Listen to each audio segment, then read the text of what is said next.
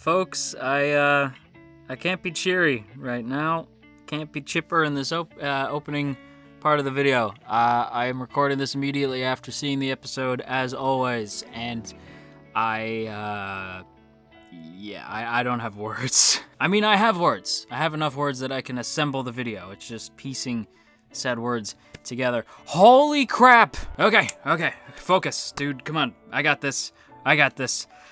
I don't got this. Okay, how about I just pull myself together by saying that we are back with another one of our weekly Beastars videos, and today we're talking about episode 9, the fur-raising top floor elevator. And before we get into things, I do want to give a big thank you to those of you who shared last week's video over on Twitter, at Luna de Otaku, at Eric the Wolfie, at Fengo, at Yagi D Hoshi, at Foxton2X, at Debrianator, at The Grand Nil, at Helix Log, at Anonymous Art Boy, at That Sergle, at Atkinson Calvin, at Nacho Gashardo, at Jackson the Bung, and at Silverback088. One take! Thanks so much for sharing last week's video, everybody, and if you too would like to have your name shouted out in next week's Beastars video, then be sure to share this video around on the internet and then tag me at JoJo Talks Too Much over on Twitter, and I will be sure to shout your name out in next week's video.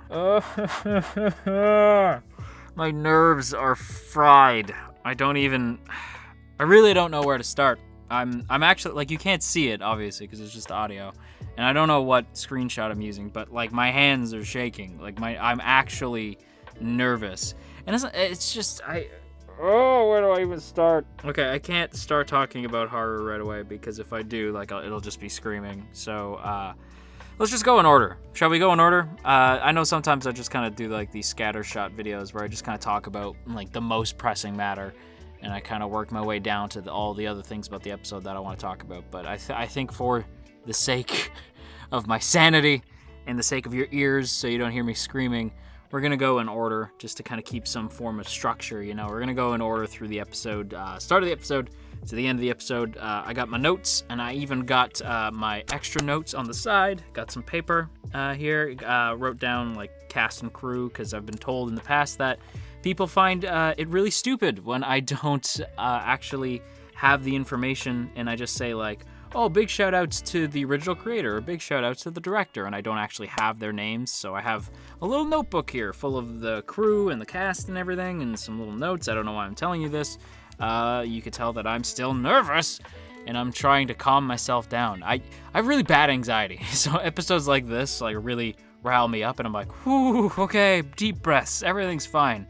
Deep breaths, deep thoughts, everything's fine. Let's go ahead and start with Louis' flashback, and that's actually a good place to start, because the opening, right, the opening's already insane. You get this, like, intense flashback, right, and then Louis wakes up, like, you just see, like, these really dark images, and then Louis wakes up, and it's, like, this panic moment, and he's like, oh, like, he clearly woke up from a nightmare, and you hear them say, like, oh, number 4 is here, like some football team, and when I say football, I mean, like, the one you kick, not the one you throw, and some football team is, like, playing some kind of game, and they're like, oh, good, number 4 is here, we can start. But to Louis, number 4 is a very, as he puts it, a horribly unlucky number, and I couldn't help but notice that Beastars, a rather bizarre show, makes reference to the fact that 4 is an unlucky number. Somewhere, Guido Mista is nodding in agreement.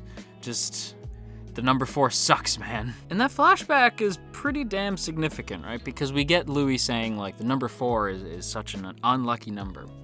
And then we pan down from him, like, getting up out of bed, and we notice that on his foot is the number 4, so he was branded as 4, like, he is specimen 4, right? He is basically, like, as a kid, he explains that as a kid, he was on the black market, meant to be sold and eaten. So he didn't even know how to read or write or speak or anything. He just knew that if he left the cage, it meant he was gonna die, and that's what he knew. And we see this moment as Louis is approaching Tem's the vigil for Tem, right? It's still there. It's Tem's picture and some flowers. But as Legosi points out later, it's actually the flowers are consistently from Louis. So it's Louis is the one constantly dropping off flowers for Tem. And I find that sort of heartwarming, but I also appreciate that Legosi was purposely walking towards Tem's memorial to try to understand, to try to relate to Tem and just turn to Tem in this situation where he's now in the same position that Tem was, where Tem couldn't really explain his feelings to his crush, and he never got the chance to. So Legosi finally understands that, so he wanted to like go to Tem and talk to Tem in some way, right? And that's where he stumbles upon Louis, and Louis is there, and he's in his own head, right? He's handing flowers to Tem, and he says like, I'll never forget you because I made a vow. And that's after the flashback, so I'm kind of jumping around still. But the vow is that he's gonna change this world. He's gonna take down the world order as we know it. That is Louis' main goal. And you know what? I feel like if anybody could do it, it's probably Louis. But the flashback that we see is so it's so dark, right? And I don't want to say like dark, and I'm not saying dark as in the subject matter is dark, although it is also that. But I mean the art choice was so different, and it's funny because normally the art is done by is in CG, but this is very much 2D. So I don't know if Eiji Inamoto, the chief CG director, see me checking my friggin' notes, I don't know if he really had a hand to play in that, since that was 2D. I mean, he's still in some way the art director or the animation director, so he is overseeing a lot of this stuff. But I don't know if maybe he really had a hand in that since it's 2D. I'd be really curious to know which animator worked on that, because I actually thought, even though it was very minimal animation, the way everything moved and it had this sort of like misty, foggy atmosphere to it, I'd be really curious to know the animator who worked on that. So if anybody does know, shout them out in the comments and give some proper thanks to the animators, who unfortunately their names I'm not always super clear on, since it's just not information that we typically have on hand on like MAL or ANN. So unfortunately I'm just going off the animation director, and in this case that would be Eiji Inamoto, who by the way did work on the other Orange series, Land of the Lustrous, so kudos to that guy. And even though I don't know if he necessarily had anything to do with the 2D flashback, I still have to give praise to the man, because the rest of the episode has some pretty stellar 3D CG, since we get a lot of action in this week's episode. Not like a lot of like an intense amount of like fisticuffs, nothing that you'd see in like Land of the Lustrous where they're like jumping around and flipping all over the place. But it is still some real, I feel like there's more weight behind the action in Beastars, and you really do feel that in this week's episode. And to wrap up the Louis segment before I start talking about the fighting and the one particular fight that we'll get to soon, but I want to wrap up the Louis thing by saying that seeing his childhood, essentially, or rather lack thereof, makes a lot more sense and really paints past events in a very different light. And it really adds a lot to Louis' character. And it didn't feel like grim for the sake of being grim. It felt like it actually did paint his character and fill in some gaps that maybe we weren't too familiar with.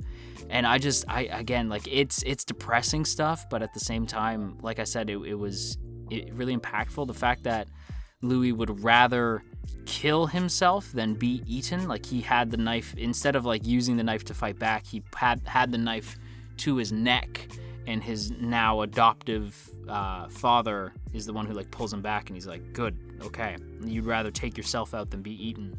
Listen, you're gonna change the world, and this is the mission that I'm giving you, and you can do this, and don't be afraid, Louis, right? And he names him Louis in that moment, and Louis just kind of breaks down, because obviously he was just a kid at the time. How is he supposed to even grasp what's happening? But it just paints Louis in this really depressing light. And I mentioned Louis in my previous Husbandos video. I gave Louis an A. And I do stand by that, but now I'm realizing that, because I had said that Louis is a project, right? Like, and I love me a project. So it's like, Louis a project, but like, I love me a project. So I'll work through Louis' drama and baggage and everything. And then I later said that Guts also has too much baggage. He's like the opposite end, but I'm starting to realize that Louis may also have too much baggage that would be difficult to deal with. But Louis my boy, despite the fact that he does some pretty nefarious shit by the end of the episode. But we will get into that soon. I still stand by Louis. However, I actually agree with Best Boy Legosi. I feel like Legosi actually knows what's good right now. I need a sip of water because this episode broke me. I don't know if you can tell. Oh, I'm so not prepared. If this is episode 9, right? We're on episode 9, I believe now. If this is only episode 9, and let's face it, this show is definitely getting a second season. If this is episode 9, I fear what is to come. Because this is already too much, and I'm already like overwhelmed by the amount of drama that was thrown at me this week's episode. These, like, I record these on a Thursday. So I record Beastars and Hoshiai no Sora, Stars Align, on the same day. Too much drama on Thursdays. Okay, so exiting the Louis flashback, let's go ahead and continue to talk about Louis, but in the present, as we discuss the whole planned attack against Louis, because apparently the carnivores are pissed, because they see the idea of Louis becoming the Beastar as a big no-no, because it means that carnivores would already be more put upon than they currently are. And so they want to, as they say, they want to attack Louis, like there's a unified front to attack Louis to try to, I don't know if they're trying to kill him. I don't necessarily know. Unfortunately, the fan subs weren't very clear on that, so I don't know if they're trying to purposely kill Louis, or if they just want to beat him down and make him an example and try to get like a different carnivore in the Beastars spot instead of Louis. Maybe Juno. I don't know, but I'm just saying. I don't think Juno would orchestrate this, but I'm just saying, like, if they know that Juno is gunning to be the Beastar, they'd rather put her in Louis' place than Louis. Although that would be a crazy twist if Juno was somehow like aware that this was happening. I really doubt it, because that's not the character that was presented, at least not yet. But I would be really, again, I would be really shocked if that happened, and it would be a good twist, but I just don't see it. What I do see is Legosi still trying to defend Louis despite everything that has happened in previous episodes, and even I'm willing to bet that he's still gonna try and protect Louis to some degree, even after the end of this week's episode, which is intense. And it's a lot, right? Because you're like, okay, but everybody likes Louis, except you're realizing more and more that there's this subsect of carnivores who really stand opposed to herbivores becoming in charge, right? They don't like the idea of a herbivore being in charge because they're already put upon. So if a herbivore becomes in charge, then the carnivores are already going to be, like, they're already getting the side eye, then people are really going to be glaring at them, and they don't want that. So they just, I guess, want to take Louis right off the table, which, of course, Legosi is standing opposed to because that's our boy. He's a good boy, and he's doing his best. And it's that scene of him holding that carnivore down. It's like, who sent you? I was like, yeah, Legosi, taking charge, my boy, my best boy. But then he gets sucker punched in the nose. And I was like, oh no, they broke Legosi's nose. I don't know if they broke his nose, but they gave him a bloody nose, and I was already like, that's too much. Legosi's allowed to beat you guys up. You're not allowed to lay a hand on Legosi, okay? He's best boy. You're not allowed to get in a fight with my boy, okay? Like, that's all I'm saying. And we're getting there. Let's go ahead and talk about the attempted confession to Haru, right? In this moment, I was like, oh, he's gonna do it. Legosi working up the courage to tell Haru his feelings. I really have to give Legosi so much credit, because that, like, if you've been in that position, you know how nerve-wracking that is. I was the worst for confessing feelings, like, back in the day. Like, nowadays, it gets easier the more you do it, but at first, like, your first confession, oh my lord, it is just the friggin' worst. So I definitely relate to Legosi. I've been in that position. I know how nerve-wracking that is. So for him to step up and be like, hey, I really like you, and I want you to know that I think I'm falling for you, and I just have to tell you that I'm crazy about you. And you can tell, like, that's all he wanted to say, man. That's all he wanted to say. And Haru's just like, oh, mosquito bites are crazy. Oh, my ears are really itchy. Oh, my gosh. So she knows, like she absolutely knows. And now Legosi knows that Haru knows, but Haru's dodging him. So Legosi says like, okay, listen, at the Meteor Festival, I just want you to be here. Just meet me right here, like tomorrow, towards the end of the Meteor Festival. Just let me tell you what I have to say. Just hear me out. That's all I ask, is that you just let me tell you my feelings. I'm not trying to get in the way. I just have to get this off my chest. Let me tell you. And I thought that was so, I want to say human, but so relatable. Let's just say so relatable. It's so genuine. Just like, let me tell you, you can shoot me down, but just let me tell you. The last time I had to make a confession, it was really similar, where I'm like, you can shoot me down, okay? But just like, let me confess my feelings. It's a lot, and I'm embarrassed, so just let me tell you. And to Haru's credit, she does actually like agree, right? She does say like, okay, I'll meet you here tomorrow. I'll hear you out. That's fine. And I was actually like, okay, look at these two. Like, I'm proud of these two. I still ship Legosi more with Louis, even after what happened this week. In fact, if anything, it just reinforced it, which I'm sure some people are like, what? Hear me out, we'll get to it.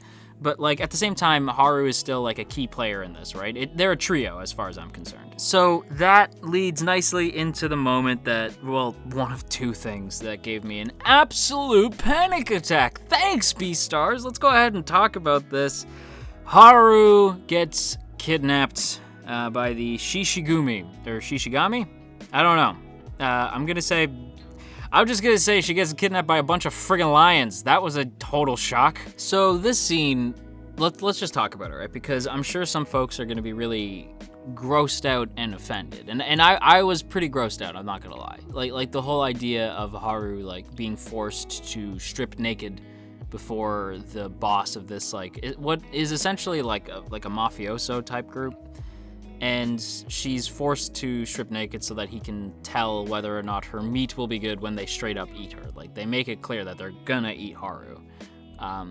However, I don't think this scene is necessarily offensive, since it's meant to be shocking and abhorrent. It's not really meant to be titillating or anything. Like, they're not trying to be like, ooh, look at Haru's, like, oh my, like fan service. It's not like that. Like, it's very much a scene of, this is horrid, and this is happening.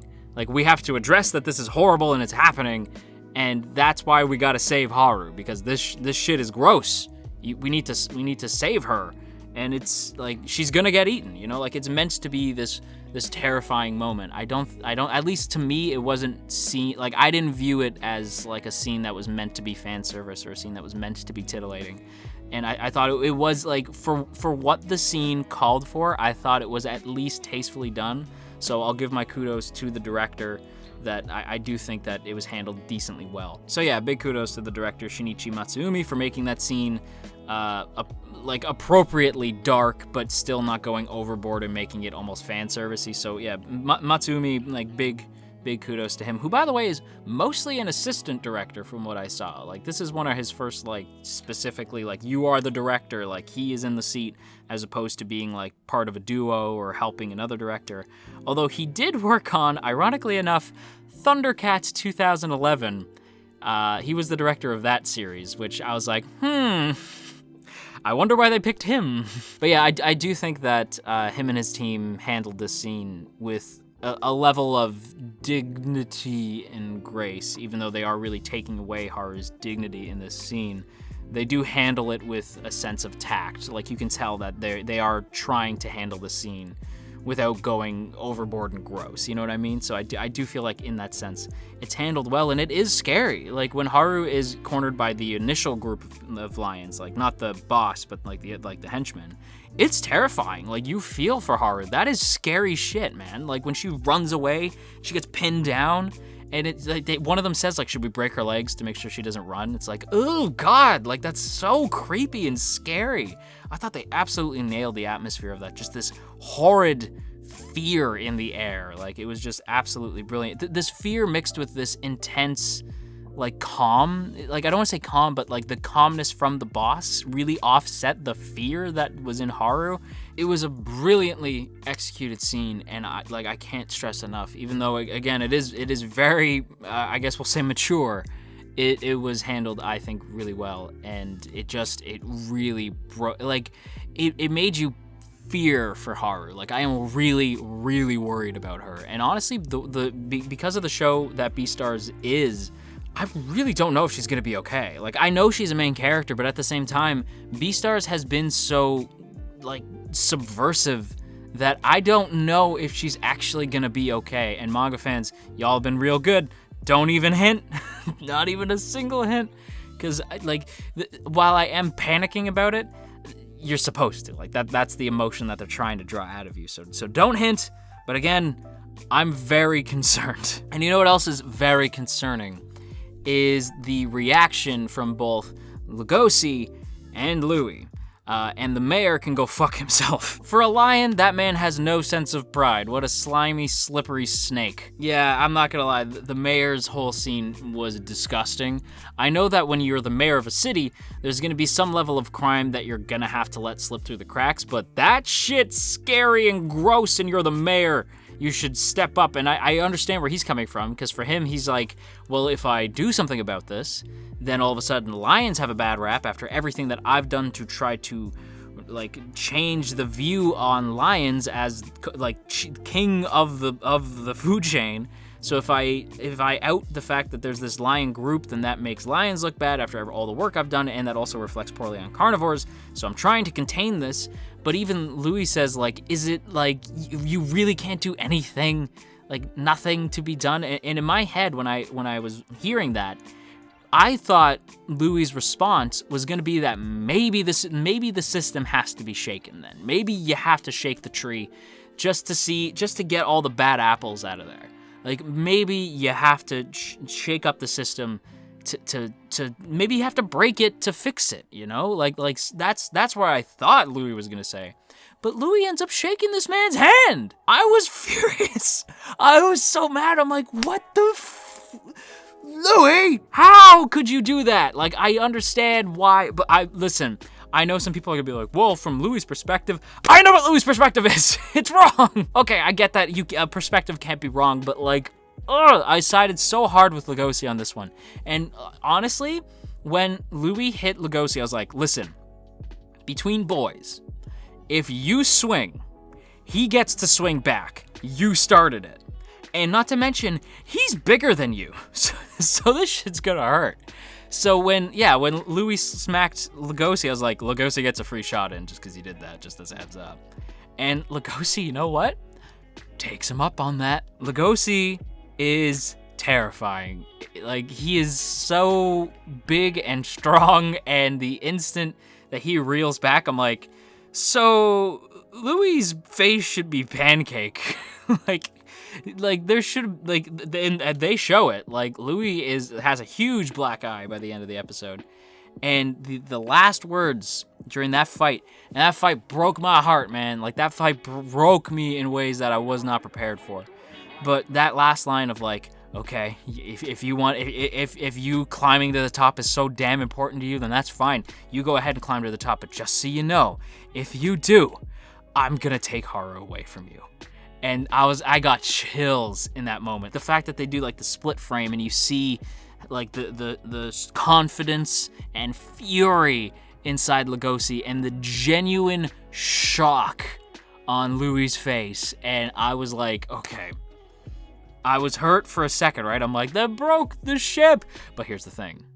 I think this is gonna get through to Louis, if I'm honest, right? Here's my anime only theorizing time. I really think that this will shake Louis to some degree. Maybe it won't, but I think to some degree, like, maybe this won't get him to try to look for Haru. I hope it does, but maybe it doesn't.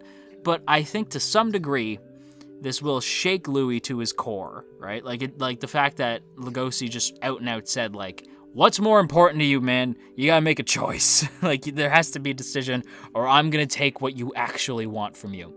And the fact that Legosi earlier in the episode was content to have this unrequited love to assist Louis, despite the fact that he has feelings for Haru, he was willing to take that on his shoulder, to keep that inside. Like, Legosi's such a good boy, and he was willing to take all that in stride for Louis, and Louis gave nothing back. Like, I think this had to happen. I really think that this fight had to happen for these two to move forward and for the ship to sail, because I do think it's gonna keep sailing. The angst is good for a ship, okay? Like trust me, the angst, it's a good thing. If you've ever written fiction, you know that you like a good amount of angst. And judging by what I've seen from Paru Itagaki, she loves the angst. She's all of us, right? She loves putting her fictional characters through some damn drama, through some angst. So I relate, and I understand where she's coming from, and I do think that this is going to be good for the ship. So ultimately, at first, while I was heartbroken by the episode, and while I was at the beginning of this recording very nervous, and I'm still sort of on a high alert, right? I'm still very much like on, like, just like very, my tension's high with me right now. However, I think ultimately I'm more excited than anything for next week. While this may not have been like my favorite episode of Beastars or anything, it was the one that really put me on edge and has me so excited to see what's gonna happen next week. With that said, everybody, I'm definitely gonna put this episode into the A tier. This is some amazing stuff. And like I said, I'm just really excited to see what's gonna happen next episode. And I'm also very nervous. And on that note, everybody, that's gonna wrap up today's video. But before we take off, I wanna give a big shout out to the good folks over on Patreon, namely those in the Earl Grey tier: Calvin Atkinson, Crowbar of Irony, Dominic, Urza, Ginkotaku, No For Nothing, Maria Teresa, Mirth Mouser, Omder Garamond, Cell, Shadow Creative, Sipco Games, Somastan, Steven, Tristan, Verdon, and Westbourne Eastbred. A huge thank you to those of you who support the channel over on Patreon, and if you too would like to join the T Squadron, then be sure to check out that first link in the description to check out our Patreon page, see all the cool rewards you can get over there, as well as access to our Patreon exclusive Discord. Thanks once again for checking out today's video, everybody. If you enjoyed it, then you've probably been on the internet long enough to know what to do already, so I ain't gonna tell you, but I will say that it is appreciated. And if you are feeling stressed out today, then you go have yourself a warm cup of tea, and I will talk to you all again real soon.